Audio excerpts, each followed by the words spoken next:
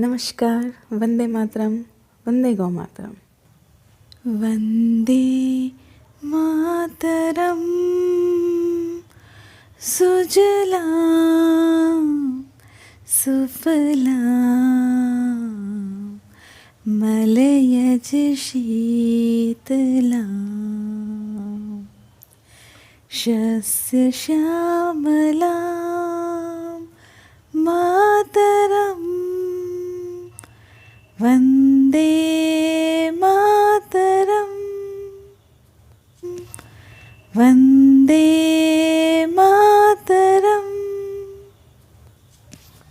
माँ, दादी माँ की आवाज़ कितनी मधुर, कितनी मीठी है। कोई भी गाना कितना मधुर गाती है।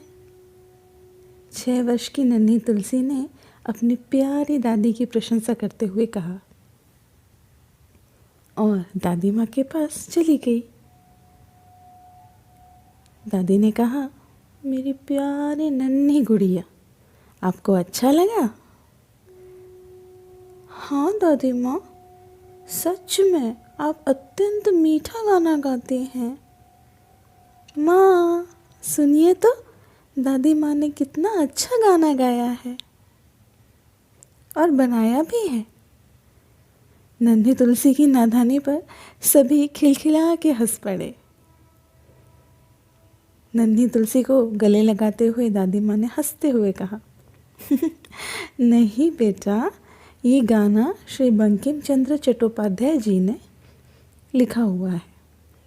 उनका प्रसिद्ध गाना है ये। साथ ही साथ मेरी सासू माँ का सबसे प्रिय भी है। वे हमेशा ही ये गाना गाया करती थीं। आपकी सासू माँ कौन है? नन्ही तुलसी ने भोलेपन से पूछा। बेटा, जैसे मैं आपकी माँ की सासू माँ हूँ, वैसे ही आपकी दादाजी की माँ मेरी सासू माँ है। भगवान उनकी आत्मा को शांति दे। मेरी सासू माँ अत्यंत गुणवान और समझदार थी और इसीलिए मेरी आदर्श प्रतीक भी थी। दादी माँ, आदर्श प्रतीक का अर्थ क्या होता है? देखो, हमारे मूल स्वभाव के आधार पर हमारी विचारधारा के आधार पर हम प्रिय या अप्रिय चुनते हैं। इनके आधार पर हम अपने कर्मों और कर्तव्यों का निर्वाह करते हैं और इन्हीं सब पर हमारा संपूर्ण जीवन आधारित होता है। अब देखो, मेरे स्वभाव व विचारधारा के कारण मुझे मेरी सासू माँ अत्यंत प्रिय थी। जिस प्रकार उन्होंने संपूर्ण परिवार को संभाला, एकत्र रखा, संस्कार दिए, आज भी मुझे उनका प्रचंड कौतुक होता है। उनके सत आचरणपूर्ण, कर्तव्यवान, योग्य व कुशल संचालन जीवन को मैंने अपना आदर्श प्रतीक माना और मैंने अपना जीवन उसी तरह व्यतीत किया। अब आपके पिताजी, चाचा जी और दोनों बुआ को देखो। मैंने उन सभी को वो सभी संस्कार, शिक्षा, आदर्श, नियम, कर्तव्य और गुण दिए हैं जो मुझे मेरे परिजनों, परिवार और समाज से मिले हैं। दादी माँ, मुझे भी चाहिए एक आदर्श प्रतीक। अरे बेटा, प्रत्येक को अपना आदर्श प्रतीक स्वयं ही निश्चित करना होता है। मैं अपना आदर्श प्रतीक कहाँ और कैसे ढूंढूंगी? दादी माँ ने हंसते हुए कहा, आप स्वयं से पूछो, आपको क्या अच्छा लगता है? नन्ही तुलसी ने झट से कहा, मुझे छत्रपति शिवाजी महाराज जी के जैसा ही निडर, बुद्धिमान, साहसी और वीर बनना है। उत्तम, तो आप उनको अपना आदर्श बना सकते हो। पर वे तो बहुत बड़े हैं, मैं तो बहुत छोटी सी हूँ, केवल 6 वर्ष की नन्ही बालिका हूँ। मैं बड़े होकर उनकी भांति बनूंगी। बेटा, आयु छोटी हो या बड़ी, छोटी आयु में भी वीर बना जा सकता है। आदरणीय छत्रपति श्री शिवाजी महाराज जी ने बचपन से ही अपने सारे गुणों को धारण किया हुआ था। उनकी आदरणीय माता आई साहेब जीजाबाई ने उन्हें सदा ही अपने उच्च संस्कारों से तेजस्वी व उज्ज्वलित बनाया था। अद्भुत, अप्रतिम दादी माँ, मुझे भी एक वीर बालक की कथा सुनाइए ना। वीर बालक की कथा? ठीक है, मुझे बताओ ये कौन सा वर्ष चल रहा है? 2022। तो वर्ष 1400 में आदरणीय श्री गुरु नानक जी ने सिख धर्म की स्थापना की। सिख धर्म की व्याख्या के अनुसार गुरु और सिख ये शब्द संस्कृत भाषा से लिए गए हैं। गुरु का अर्थ जो आपको अंधकार से प्रकाश की ओर ले जाए, और संस्कृत के शिष्य शब्द से सिख शब्द बना है। तो इस प्रकार गुरु और शिष्य का ये अनुपम संगम यानी कि सिख धर्म। सिख धर्म में 10 गुरु हुए हैं। इनके 9वें गुरु आदरणीय श्री गुरु तेग बहादुर सिंह जी व माता आदरणीय माता गुजरी जी। इनके सुपुत्र यानी कि 10वें गुरु आदरणीय श्री गोविंद सिंह जी, जिनका जन्म 22 दिसंबर 1667 में हुआ। इनकी जयंती को प्रकाश वर्ष के रूप में भी आदर व सम्मान के साथ प्रत्येक वर्ष दिसंबर व जनवरी माह में नानकशाही तिथि के अनुसार मनाया जाता है। गुरु गोविंद सिंह जी एक महान लेखक, मौलिक चिंतक व संस्कृत भाषा के ज्ञाता थे। वो भक्ति और शक्ति का महासंगम थे। इसी कारण उनको संत सिपाही भी कहा जाता है। इनके 4 वीर पुत्र थे। साहिबजादा अजीत सिंह जी 18 वर्ष के, साहिबजादा फतेह सिंह जी 14 वर्ष के, साहिबजादा जोरावर सिंह जी 9 वर्ष के व साहिबजादा जुझार सिंह जी 6 वर्ष के। दिसंबर 1704 वर्ष की बात है। गुरुजी अपनी माता, 4 पुत्रों और 40 शिष्यों और उनके ही साथ गंगाराम कौल नामक रसोइये के साथ आनंदपुर के किले में थे। उस समय औरंगज़ेब व कुछ पहाड़ी राजाओं ने मिलकर षड्यंत्र किया, जिसके अंतर्गत उन्होंने आनंदपुर किले पर हमला कर दिया। किले के चारों ओर से घेर कर उन्होंने किले के अंदर उपस्थित गुरुजी को एक शपथ पत्र भेजा, जिसमें लिखा था कि अगर गुरुजी अपने समस्त लोगों के साथ शांति से आनंदपुर किला छोड़कर बाहर आएंगे तो वे सभी को शांतिपूर्वक जाने देंगे। परंतु गुरुजी ने अपने कपटी शत्रुओं का षड्यंत्र समझ लिया था। उन्हें भली भांति ज्ञात था कि उनके शत्रु कभी भी किसी भी प्रकार की शपथ, नियम व वचन का पालन कदापि नहीं करेंगे, और ये सब तो एकमात्र छल है उनको किले से बाहर निकालने का। इसी कारण वे किले से बाहर नहीं आना चाहते थे। परंतु उनके कुछ भोले भाले शिष्यों ने शत्रु के शपथ पर विश्वास करने और किले से बाहर आने का आग्रह किया।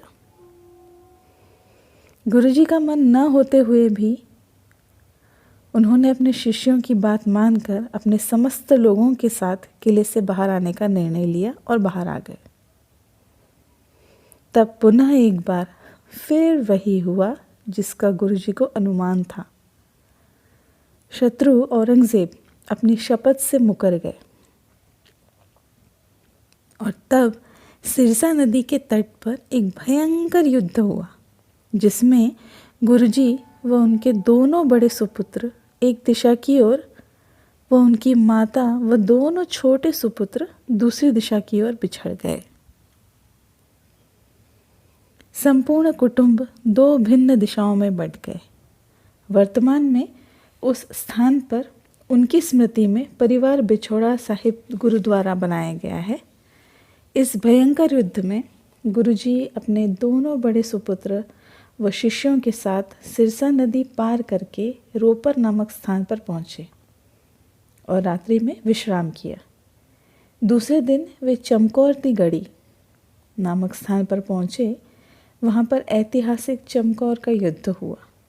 इस युद्ध के समय गुरुजी के शिष्यों ने आग्रह किया कि वे अपने दोनों बड़े सुपुत्रों के साथ वहाँ से चले जाएं, पर गुरुजी ने कहा, आप सभी मेरे शिष्य, सभी मेरे पुत्र के समान ही हैं, इसलिए यह युद्ध हम सब साथ मिलकर लड़ेंगे। और तब हुआ यह भयंकर चमकौर का युद्ध। इस युद्ध में गुरुजी ने अपने दोनों बड़े वीर सुपुत्रों को वीर गति को प्राप्त होते हुए देखा। दूसरी ओर माता गुजरी जी अपने दोनों छोटे साहिबजादों के साथ अकेली पड़ गई। उनके साथ उनका रसोइया गंगाराम कौल भी था। गंगाराम कौल के अनुरोध करने पर माता गुजरी जी ने अपने दोनों पोतों के साथ गंगाराम कौल के गांव खेड़ी में जाना निश्चित किया। वहाँ गंगाराम कौल ने माता जी के सोने के सिक्के चुरा लिए और इतने से भी उसका मन नहीं भरा। उसने माता जी व दोनों साहिबजादों की जानकारी शत्रु को दे दी। शत्रु औरंगज़ेब के नवाब वज़ीर खान ने इन तीनों को पकड़ लिया और बंदी बनाकर सरहिंद नामक स्थान पर एक संरचना, जिसे ठंडा बुर्ज कहा जाता है, वहाँ ले जाया गया।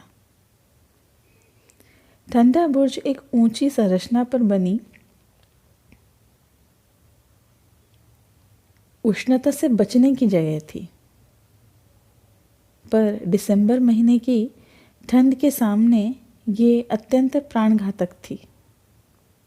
माता गुजरी जी को ठंडा बुर्ज में रखा गया और दोनों छोटे साहिबजादों अर्थात 9 वर्ष के जोरावर सिंह जी व 6 वर्ष के जुझार सिंह जी को वज़ीर खान के आदेश पर उसके पास ले जाया गया। वज़ीर खान ने अपने कमरे का द्वार जानबूझकर अत्यंत छोटा बनाया था, जिससे दोनों साहिबजादों को उसके सामने शीश झुकाकर ही जाना पड़े। पर दोनों साहिबजादे इतनी छोटी आयु में भी अत्यंत समझदार और वीर थे। उन्होंने अपने पैरों को आगे कर अपने आप को द्वार से बाहर निकाला और अपना शीश नहीं झुकने दिया। वज़ीर खान ने उन्हें इस्लाम स्वीकारो अथवा मृत्यु ये प्रस्ताव दिया। दोनों साहिबजादों ने मृत्यु स्वीकारा और वज़ीर खान के आदेश पर गर्दन तक दीवार में चुनवा दिए गए। इस पूरे समय वे वीर साहसी बालक जपदी साहिब नामक सिख ग्रंथ का पाठ निरंतर करते रहे। वज़ीर खान ने वीर साहिबजादों के शीशों को तलवार से निर्घृणतापूर्वक काट दिया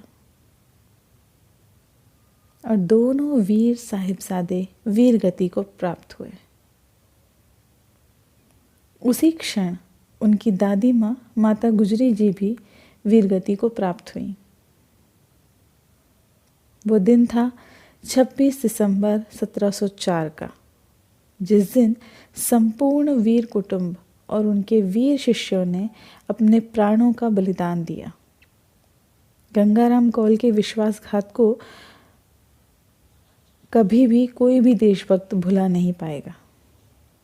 इतिहास साक्षी है कि हमेशा हमारे भारतवर्ष में वीर, साहसी, पराक्रमी, गुणवानों को गंगाराम कौल जैसे तुच्छ और अधर्मी लोगों के कारण ही अपने अमूल्य प्राणों का बलिदान देना पड़ा है। हमें सदैव ही अपने शत्रु से पहले ऐसे लालची, अधर्मी, पाखंडी, आस्तीन के सांपों से स्वयं की रक्षा करनी होगी, क्योंकि विश्वासघात वही करता है जिस पर हम अंधा विश्वास करते हों। थोड़े से सोने के लालच में आकर अधर्मी गंगाराम कौल ने संपूर्ण वीर कुटुंब व वीर शिष्यों को धोखा दे दिया, और उसका क्या फायदा हुआ? क्या वो संपूर्ण पृथ्वी का स्वामी बन गया या कि ब्रह्मांड का? इतिहास ने उसकी किन उपलब्धियों को देखा है? उस अधर्मी ने विश्वासघात करके कुछ भी नहीं पाया। कृपया घटनाओं को समझें और सीखें। अपने ही देशवासियों को धोखा ना दें। मेरी भगवान से प्रार्थना है कि वो सभी अधर्मियों को थोड़ी सी सद्बुद्धि ज़रूर दे। 9 जनवरी 2022 प्रकाश वर्ष के शुभ दिवस पर हमारे प्रिय प्रधानमंत्री आदरणीय श्री नरेंद्र मोदी जी ने ऐसे वीर पराक्रमी साहिबजादों की स्मृति में प्रत्येक वर्ष 26 दिसंबर को वीर बाल दिवस घोषित किया है, जिससे हमारी भावी पीढ़ी इससे प्रेरणा लें और इनकी भांति वीर, साहसी और बुद्धिमान हों। भगवान के सामने यही प्रार्थना है। तो 2022 से 26 दिसंबर को वीर बाल दिवस हर्षोल्लास के साथ मनाया जाएगा, जिसे हम चिल्ड्रंस डे भी कह सकते हैं, और 14 नवंबर को चाचा दिवस के रूप में मनाया जाएगा। दिवाली के पश्चात हमें भरपूर समय मिलेगा, जिसमें हम वीर बाल दिवस के कार्यक्रम, पूरी तैयारियां और अभ्यास कर सकेंगे। तो बेटा तुलसी, ऐसा है वीर बलिदानी बालकों का परिचय और उनकी स्मृति में लिया गया प्रेरणादायी वीर बाल दिवस का निर्णय। दादी माँ, आपने कितना अच्छा परिचय दिया है। वे भी तो मेरी भांति नन्हे बालक थे, उनको कितनी वेदना हुई होगी ना। ऐसा कहते हुए नन्ही तुलसी ने दादी माँ को गले से लगा लिया और वैसे ही सो गई। दूसरे दिन सवेरे तुलसी जल्दी उठी। उसने अपने सारे काम और शाला जाने की संपूर्ण तैयारी स्वयं ही की। शाला जाने से पहले वो दादी माँ के पास आई। आज उसका मुखमंडल अत्यंत तेजस्वी ओजस्वी दिखाई दे रहा था। दादी माँ ने उसकी तरफ प्यार से देखा। दादी माँ, मैंने अपना आदर्श प्रतीक निश्चित कर लिया है। वीर बलिदानी साहिबजादे मेरे आदर्श प्रतीक हैं। मैं अपने सारे मित्रों को अपने आदर्श प्रतीक के बारे में बताऊंगी और उनसे उनकी आदर्श प्रतीक पूछूंगी।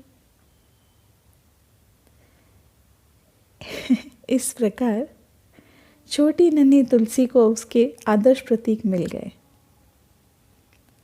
आप सभी को वीर बाल दिवस की लक्ष शुभकामनाएं। जय जवान, जय किसान, जय हिंद।